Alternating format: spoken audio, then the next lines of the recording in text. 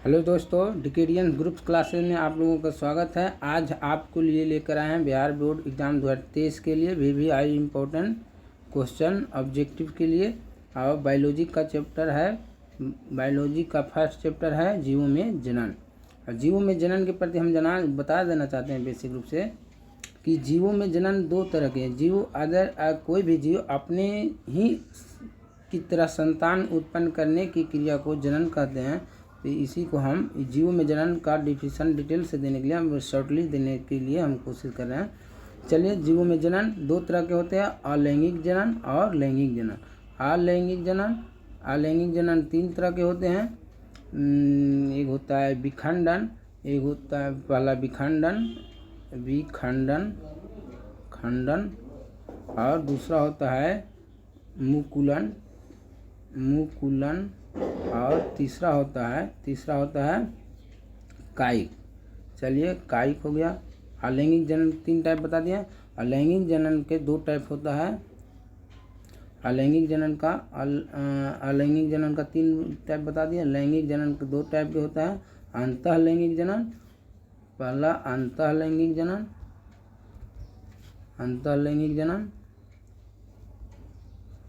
जनन, दूसरा होता है बाह्य लैंगिक जनन। चलिए, इतना शॉर्टली बता देना कि लैंगिक जनन और लैंगिक जनन। चलिए, दो टाइप होता है। अब दूसरे शॉर्टली में ही कोशिश कर रहे हैं। चलिए, तो अब मोटिवेट करने के लिए आप लोगों के एक मोटिवेशनल बातें भी कर लिया जाए। हौसले की तरकस में कोशिश का वो तीर जिंदा रखो, हार जाओ चाहे जिंदगी में सब कुछ, मगर फिर भी जीतने की उम्मीद जिंदा रखो। चलिए, हौसला हमें बना कर रखना है और हमें कोशिश का तीर बार बार हमें मारनी है। तो तीर की तरह कोशिश हमें बार बार करनी है, तब हम जिंदगी में कुछ भी जीतने की उम्मीद हमें रहने और जिंदा भी रखना पड़ेगा। तो इसलिए हम चलिए अब मोटिवेट तो जो भी है क्वेश्चन हम अगला चलेंगे। फर्स्ट क्वेश्चन है, चलिए फर्स्ट क्वेश्चन को हम देखते हैं। आम के फल में खाने वाला भाग है। आम के फल में खाने वाला भाग है। तो ऑप्शन ए दिया है बाह्य फल भित्ति, बी दिया हुआ है मध्य फल भित्ति, सी दिया हुआ है अंतः फल भित्ति। चलिए, फल भित्ति क्या है? भित्ति मीन्स होता है दीवार समझो या सतह समझिए भित्ति। तो भित्ति मीन्स तो बता दिए। बाह्य फल में बाह्य फल का बाह्य भाग खाया जाता है, कुछ फल में बाहरी भाग खाया जाता है, कुछ फल के मध्य भाग खाया जाता है, कुछ फल में अंतः फल भी खाया जाता है। इसी को हम अंतः फल भित्ति, बाह्य फल भित्ति और मध्य फल भित्ति कहते हैं। तो हम आम के की यहाँ क्वेश्चन में दिया हुआ है किस आम के फल को हम कौन सा भाग खाते हैं। तो आम के हम खाते हैं मध्य फल भित्ति। ठीक है, ऑप्शन आने ए बी हुआ करेक्ट। चलिए, नेक्स्ट क्वेश्चन होता है। नेक्स्ट क्वेश्चन क्या है? समसूत्री विभाजन होता है। समसूत्री विभाजन किस में होता है? ठीक, तो ऑप्शन दिया है कायिका कोशिका, जनन कोशिका, और सी दिया है दोनों, डी दिया है कोई नहीं। देखिए, विभाजन का भी तीन टाइप होता है। असूत्री विभाजन, समसूत्री विभाजन। पहला होता है देखिए असूत्री विभाजन,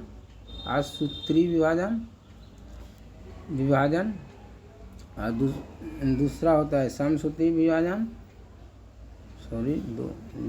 दूसरा होता है, चलिए कौनों श्रेणी दीजिए, मगर तीन तरह के हैं। तो समसूत्री विभाजन, समसूत्री विभाजन और असूत्री विभाजन, और होता है तीसरा होता है अर्धसूत्री विभाजन। अब इन तीनों में तो हम समसूत्री किस में विभाजन होता है? तो समसूत्री विभाजन होता है जो कायिका कोशिका में होती है, कायिक कोशिका में। ठीक है, ऑप्शन ए यहाँ सही हुआ। और नेक्स्ट क्वेश्चन हम चलेंगे। चलिए, बिना निषेचन के फल बनने की प्रक्रिया को क्या कहते हैं? देखिए, हमें निषेचन और क्या है? नर युग्मक। निषेचन को हम क्या कहते हैं कि निषेचन किसे कहते हैं? नर युग्मक और मादा युग्मक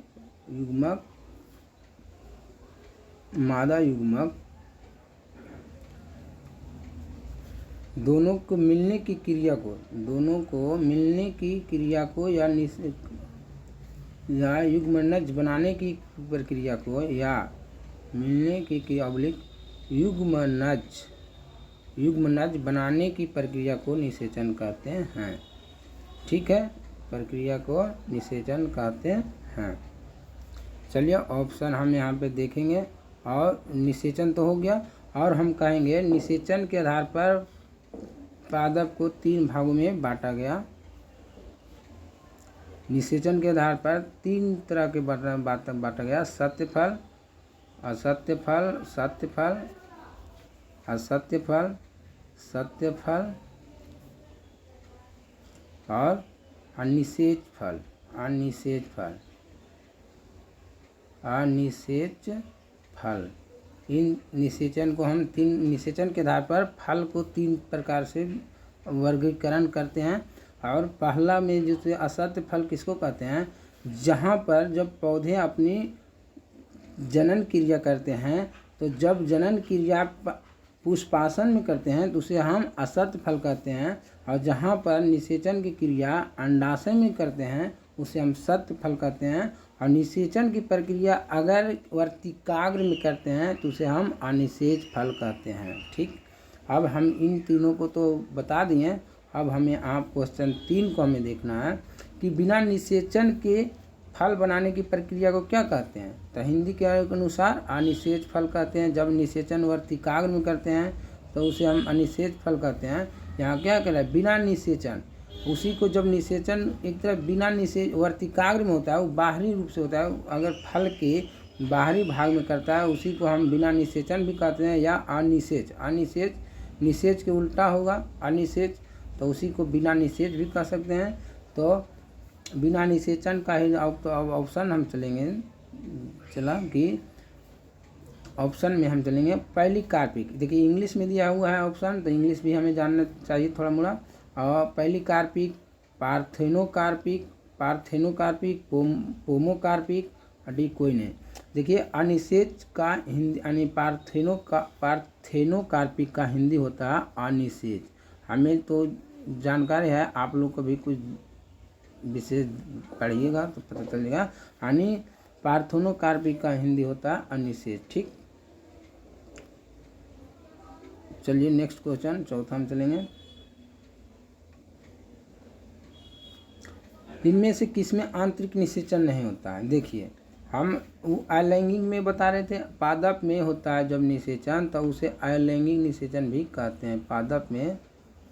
पादप में लैंगिक अलैंगिक दोनों होता है, मगर ज़्यादातर पादप में, चलिए अलैंगिक, सॉरी इन लोगों को पादप ने नहीं, यहाँ पर हमें आंतरिक निषेचन को समझानी है।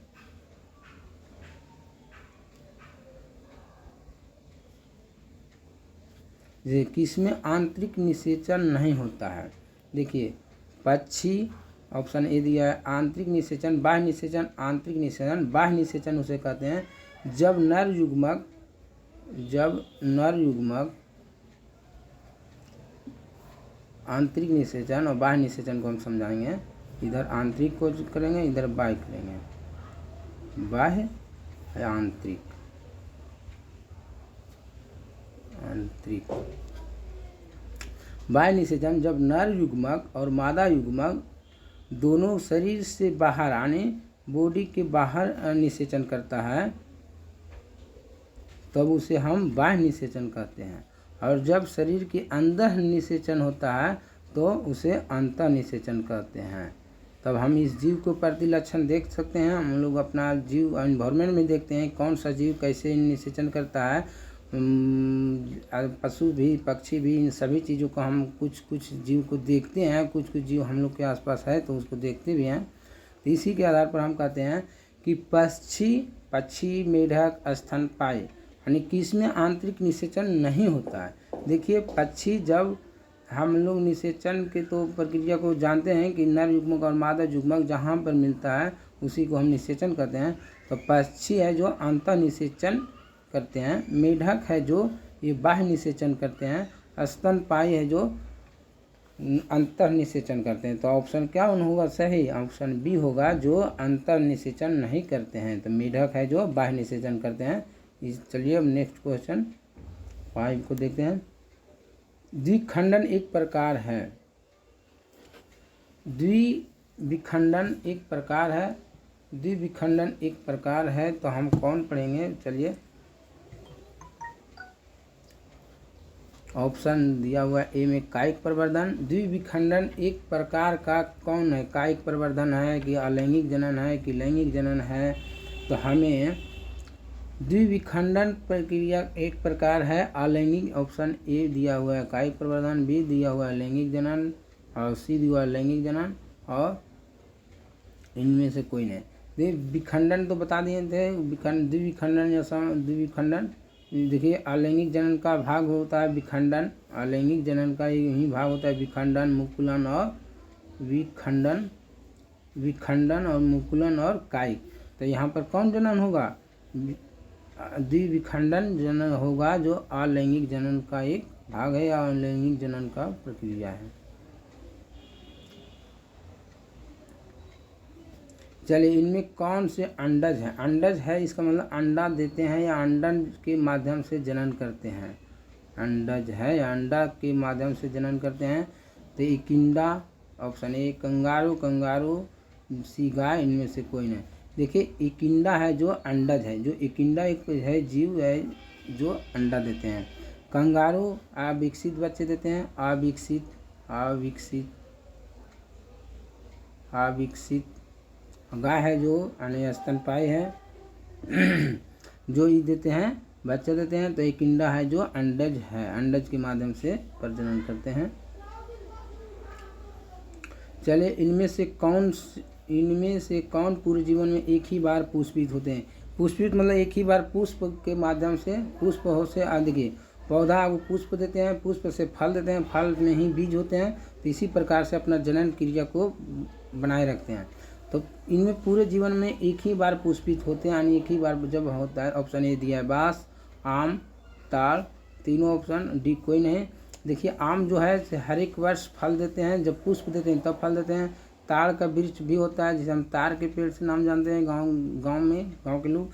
तो हम ऑप्शन यहाँ पर जो होगा बांस है जो एक ही बार पुष्पित होते हैं, यानी एक बांस से एक ही बांस होते हैं, उसके बाद दूसरा नहीं करते हैं, उसी को माने। देखिए, ये केला की तरह से एक तरह से अपना विस्तार करते हैं। निम्नांकित में द्विगुणित कौन है? निम्नांकित में कौन द्विगुणित है? द्विगुणित मतलब होता है दो गुण से मिला हुआ होगा, द्विगुणित है। ऑप्शन प्राग, अंड और सी ए बी युग्मनज। देखिए, ऑप्शन यहाँ देखिए, प्राग किसको कहते हैं? जब पुष्प के पुमंग जिसको कहते हैं पुकेसर के ऊपरी हिस्सा में प्राग कोश होता है। देखिए, पुष्प होता है, पुष्प का डिटेल बताते उतना टाइम नहीं है, फिर भी हम कुछ बता देना चाहते हैं। देखिए, पुष्पासन का हम फिगर बनाएं, ये अंडाशय बनाएं, आई वर्तिका बनाएं। तो इसका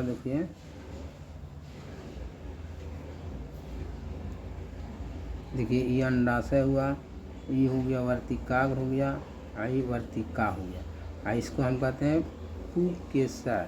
ये पराग कोश हो गया, इसमें पराग रहता है, जिसे पराग रहते हैं छोटे छोटे कण के रूप में, उसी को परागगण बोलते हैं, परागकण बोलते हैं। ये परागगण, ये अंडाशय के, इसमें 3 अंड होते हैं, तो इसे अंड कहते हैं। अंडाशय में अंड जहाँ पर अंडा का आशय होता है उसे अंडाशय कहते हैं, इसे अंड होता है। यहाँ परागकण जहाँ पर कण रहते हैं उसे परागकण कहते हैं, इसी को पराग कहते हैं। ये तो सिंगल चीज़ है, तब दोनों मिल जाते हैं, उसी को फलस्वरूप निषेचन होता है, तो उसी को बनते हैं युग्मनज। तो यही द्विगुणित चीज़ है युग्मनज। चलिए, 9 क्वेश्चन। किस फल का बीज चोल खाया जाता है? किस फल का बीज चोल खाता है? बीज चोल मतलब जिस चोल में होता है ढकने वाला जो भी है, तो बीज को ढकने वाला खाने वाले भाग को बीज चोल कहते हैं। तो किस फल का बीज चोल खाया जाता है? शरीफ फल, लीची फल, जायफल। देखिए, लीची भी बीज चोल भाग खाए जाते हैं, शरीफ का भी, और जायफल, यानी ऑप्शन होगा डी जो होगा करेक्ट सभी होगा। चलिए, 10वां, संयुग्मी पाई जाती है।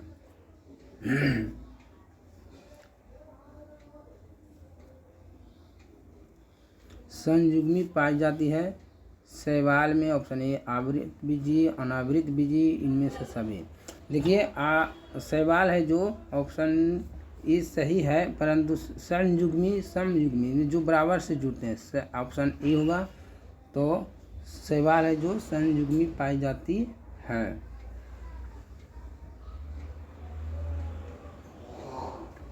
चलिए आवृत बीजी अनावृत बीजी हम देखिए यहाँ पर रॉन्ग लिखने में प्रिंट हुआ है, मिस टाइपिंग हुआ है।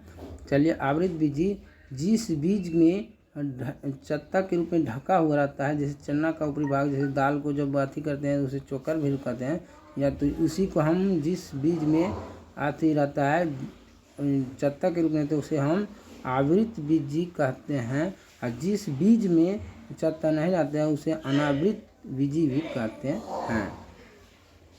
तो डी तो यहाँ पर होगा ऑप्शन ए हुआ करेक्ट, जो संयुग्मी के ऑप्शन को हम समझा दिए कि आवृत बीजी क्या है, अनावृत बीजी क्या है। यहाँ पर करेक्ट ऑप्शन है जो ए है करेक्ट ऑप्शन।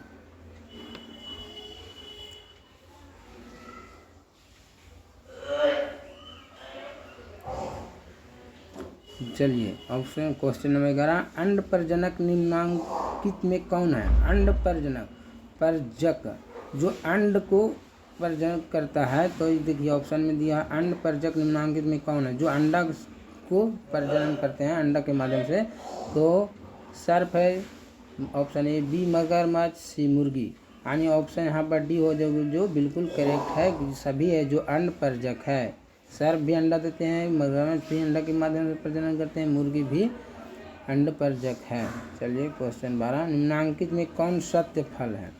निम्नांकित में कौन सत्य फल है? सत्य फल बता दिए थे, जहाँ पर अंडाशय में निषेचन होता है उसे सत्य फल कहते हैं। जिस फल में पुष्पासन में निषेचन करते हैं उसे असत्य फल कहते हैं। और जिस फल का निषेचन वर्तिकाग्र में करते हैं उसे अनिषेच फल कहते हैं या बिना निषेच का फल कहते हैं। और इसी को तो इन सभी में हम ऑप्शन देखेंगे कि ए में दिया हुआ है, ऑप्शन ए में दिया हुआ है सेब, बी नाशपाती, सी काजू होगा, मिश्रण होगा काजू, डी नारियल। अब हम यहाँ पर किसमें होता है जो अंडाशय में, हम उदाहरण के माध्यम से जानना पड़ेगा हर फल के कि कौन फल है जो कहाँ पर निषेचन होता है। तो नारियल है जो ये हो, इसका निषेचन अंडाशय में होता है, इसी के माध्यम से हम इसे सत्य फल कहते हैं। मुकुलन द्वारा जनन किसमें होता है? मुकुलन द्वारा जनन किसमें होता है? मुकुलन द्वारा जनन किसमें होता है? तो ऑप्शन दिए पेनिसिलिया, ऑप्शन दिया हुआ पेनिसिलिया, पैरामीशिया, इन सभी को डिटेल में पढ़ाएंगे जब हम डिटेल के लिए, सब लंबी चैप्टर है। तो पेनिसिलिया है जो ये ऑप्शन दिया हुआ है, पैरामीशिया है, सी में ईस्ट दिया हुआ है, डी में सभी दिया है। ऑप्शन ईस्ट है जो मुकुलन द्वारा जनन करते हैं, ऑप्शन सी करेक्ट हुआ। 14 क्वेश्चन, मिथ्या फल या झूठा फल, जो कहिए झूठा फल, तो झूठा फल किसको कहते हैं? जहाँ पर निषेचन पुष्पासन में होते हैं उसे हम झूठा फल कहते हैं। तो यहाँ पर ऑप्शन दिया हुआ है, देखिए ए सेब, बी आम, सी केला, डी कोई नहीं।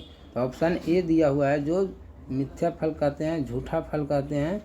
चलिए 15 को हम क्वेश्चन करेंगे, इनमें किसमें द्विखंडन पाई जाती है? देखिए इनमें द्विखंडन किसमें पाई जाती है? द्विखंडन किसमें पाई जाती है? जलकुंभी, सी दी, बी दिया कमल, सी दिया अमीबा, सर्प, डी। चलिए ऑप्शन हम चारों के जलकुंभी, कमल, अमीबा, सर्प, तो ये अमीबा है जो द्विखंडन पाई जाती है, ऑप्शन सी। उदाहरण को भी जानना पड़ेगा, तो इसमें एक दिन में नहीं बता पाएंगे, टोटल डिटेल से जितना भी हो सकता है संभव शॉर्ट लिस्ट में बताते चलते हैं। चलिए नेक्स्ट क्वेश्चन, जेमुलस बनते हैं, जेमुलस कहाँ बनते हैं, किसमें बनते हैं जेमुलस? जेमुलस हाइड्रा में बनते हैं, ऑप्शन ए, बी स्पंज में बनते हैं, सी ईस्ट में बनते हैं, डी में को सभी में बनते हैं। तो देखिए जेमुलस बनते हैं स्पंज में बनते हैं। स्पंज एक होता है जैसे स्पंज को दूर, अच्छा इसमें ये बहुकोशिकीय जीव है। चलिए डिटेल से अब नेक्स्ट सिलेबस बाय में जानना पड़ेगा। ऑब्जेक्टिव क्वेश्चन करा देते हैं। इसके में भी कुछ कुछ इम्पोर्टेंट चीज़ें बहुत बता देना चाहेंगे, बताते चलते भी हैं। चलिए 17 है, जो लीची का खाए जाने वाला भाग कहलाता है। लीची का खाए जाने वाला भाग कहलाता है। ऑप्शन ए टेगमेन, बी भ्रूणपोष और अध्यावरण, बी चोल। देखिए हम इन सभी को हम लीची के खाए जाने वाला भाग को हम बीज चोल कहते हैं, जो एक पिछला क्वेश्चन में आया था। तो बीज चोल खाने वाला भाग कौन था, उसमें लीची भी था, तो इसी के यहाँ पर पकड़ सकते हैं कि बीज चोल खाने वाला भाग लीची है। ठीक है, 18 क्वेश्चन नंबर क्या है। चलिए, बिना निषेचन के फल निर्माण को क्या कहते हैं। बिना निषेचन के फल के निर्माण को क्या कहते हैं। अनिषेच कहो या अनिषेक जनन कहो। देखिए ऑप्शन सी डायरेक्ट मार दीजिए तो बता दिए थे। अनिषेच फल किसे कहते हैं, जहाँ पर वर्तिकाग्र में निषेचन करते हैं उसे अनिषेच फल कहते हैं, या अनिषेक जनन भी कहते हैं। चलिए 19 क्वेश्चन।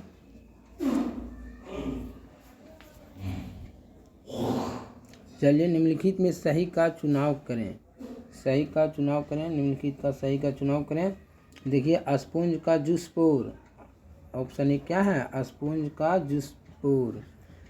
स्पॉन्ज का जूस्पोर, पेनिसिलियम का जिम्यूलस, पेनिसिलियम का जिम्यूलस, शैवाल का कुनिडिया, शैवाल में कुनिडिया, हाइड्रा की कलिका।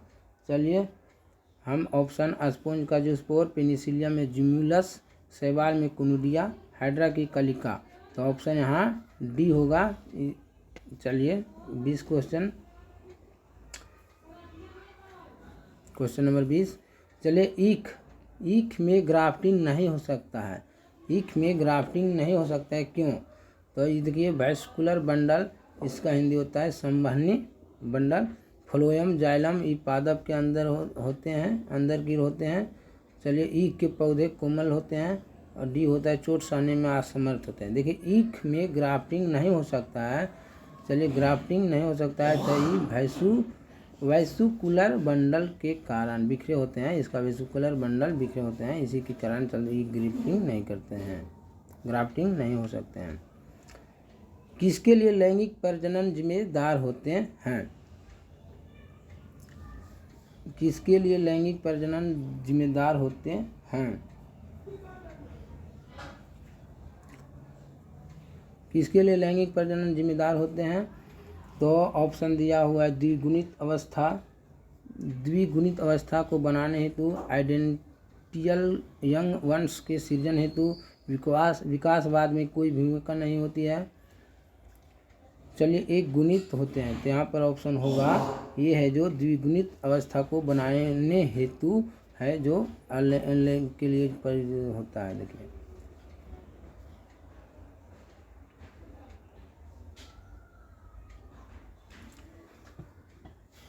हैं किसके लिए लैंगिक प्रजनन जिम्मेदार होते हैं, तो ऑप्शन ए दिया हुआ है द्विगुणित अवस्था को बनाने हेतु, आइडेंटिकल यंग वंश के सृजन हेतु, विकासवाद में कोई भूमिका नहीं होती है, एक गुणित अवस्था को बनाने होती।